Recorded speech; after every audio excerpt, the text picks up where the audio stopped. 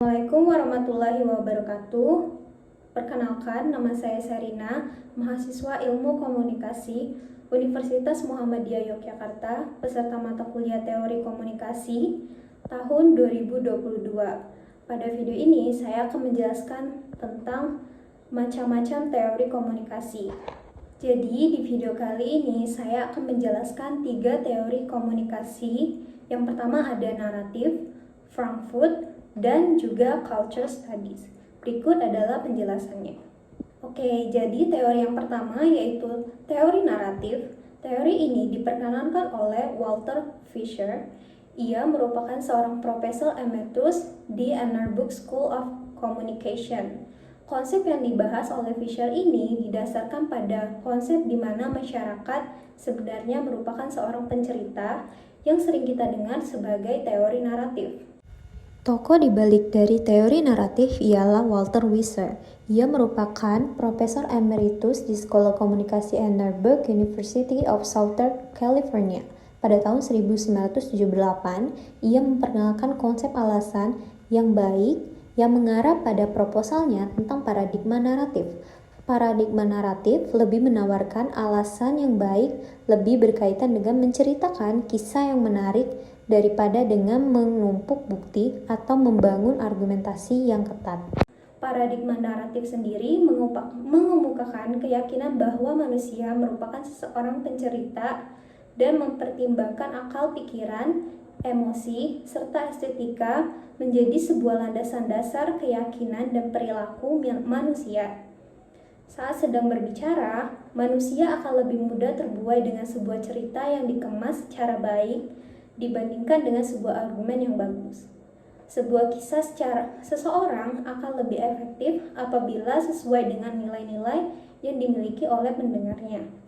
Teori ini mengkonsepkan bahwa manusia merupakan pencerita dan manusia juga mengalami kehidupan dalam sebuah bentuk narasi. Saat bercerita, pencerita tidak hanya sekedar menceritakan apa yang sedang terjadi, tetapi juga menciptakan apa yang terjadi di dalamnya. Selanjutnya, teori kedua yaitu teori Frankfurt School.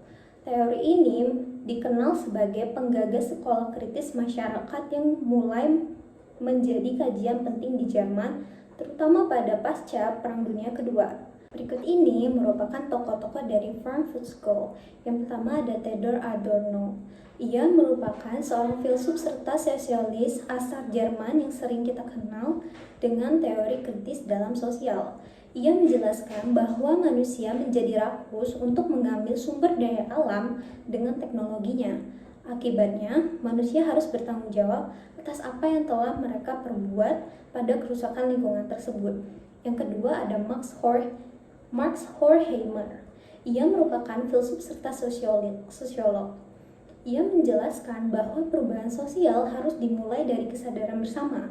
Ia mengatakan bahwa dalam diri manusia terdapat potensi-potensi besar yang dapat diasah untuk melakukan sebuah perubahan. Perubahan ini dapat dimulai dari mengenal diri sendiri serta lingkungan sosial, kemudian menjadi suatu aksi nyata. Yang ketiga ada Jürgen Habermas. Jürgen Habermas dikenal dengan pembahasan masyarakat komunikatifnya. Ia berasumsi bahwa secara hakikatnya manusia itu mempunyai sifat komunikatif. Teori kritis merupakan teori sosial yang dikenalkan pada analisis kehidupan sosial secara menyeluruh dengan orientasi terciptanya transformasi sosial. Implementasi teori ini diarahkan kemana-mana, melainkan untuk mendorong adanya perubahan sosial di masyarakat. Perubahan sosial yang dimaksud adalah terciptanya masyarakat yang terbebaskan, adil dan mandiri dari dominasi kultur, serta ideologi. Teori kritis bertujuan untuk menggali kebenaran yang beroperasi di bawah permukaan kehidupan sosial, seperti adanya praktis dominasi, kekuasaan secara kultur dan ideologis. Upaya teori kritis untuk mengungkapkan kebenaran dilakukan dengan mengangkat pertanyaan-pertanyaan yang berkaitan dengan kekuasaan, dominasi, serta status quo. Teori komunikasi yang terakhir yaitu Cultural Studies. Cultural Studies merupakan suatu teori yang dibangun oleh pemikir yang memandang produksi pengetahuan teoritis sebagai praktis politik. Cultural Studies bukan sebuah pembicaraan suatu hazab atau keilmuan tertentu. Ia interdisipliner, multidisipliner, bahkan postdisipliner. Cultural Studies menyerap banyak prinsip keilmuan yang sudah ada dan kemudian mensintetaskannya. Secara konsisten, Cultural Studies fokus pada isu kekuasaan, politik, dan kebutuhan akan perubahan sosial. Dalam penggunaan metodenya, terpusat pada 3 macam pendekatan, yaitu etnografi, tekstual, dan studi resepsi. Etnografi merupakan pendekatan empiris dan teoritis yang diwariskan dari antropologi yang berusaha membuat deskripsi terperinci serta analisis kebudayaan yang didasarkan atas kerja lapangan secara intensif. Cultural study etnografis terfokus pada eksploitasi kuantitatif tentang nilai dan makna dalam konteks cara hidup, yaitu pernyataan tentang kebudayaan, dunia kehidupan, dan identitas. Yang kedua ada pendekatan tekstual. Terdapat 3 cara analisis dalam cultural studies, yaitu semiotika, teori naratif, dan dekonstruksisme. Semiotika mengeksplorasi bagaimana makna yang terbangun oleh teks telah diperoleh melalui penataan tanda dengan cara tertentu dan melalui penggunaan kode-kode budaya. Analisis tersebut banyak mengambil dari ideologi atau mitos teks. Ketika berbicara tentang budaya pop, mazhab Frankfurt memandang budaya pop atau budaya massa adalah tidak otentik, manipulatif, dan tidak memuaskan.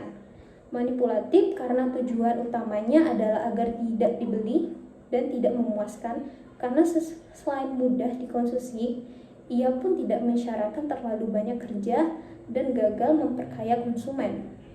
Lain halnya dengan cultural studies, memandang bahwa audiens merupakan audiens aktif. Meski produksi budaya pop ada di tangan perusahaan kapitalis transnasional, makna selalu diproduksi, diubah, dan diatur pada level konsumsi oleh orang yang merupakan produsen aktif makna. Sehingga cultural study berasumsi bahwa tidak perlu meratapi dan meromantismekan dengan budaya tradisional. Selanjutnya, teori ini sebenarnya mengkaji berbagai kebudayaan dan praktek budaya serta kaitannya dengan kekuasaan. Tujuannya adalah mengungkapkan hubungan kekuasaan serta mengkaji bagaimana hubungan tersebut mempengaruhi berbagai bentuk kebudayaan, sosial politik, ekonomi, ilmu pengetahuan, hukum, dan lain-lain. Cultural Studies tidak hanya merupakan studi tentang budaya yang merupakan entitas tersendiri yang terpisah dari konteks sosial dan politiknya.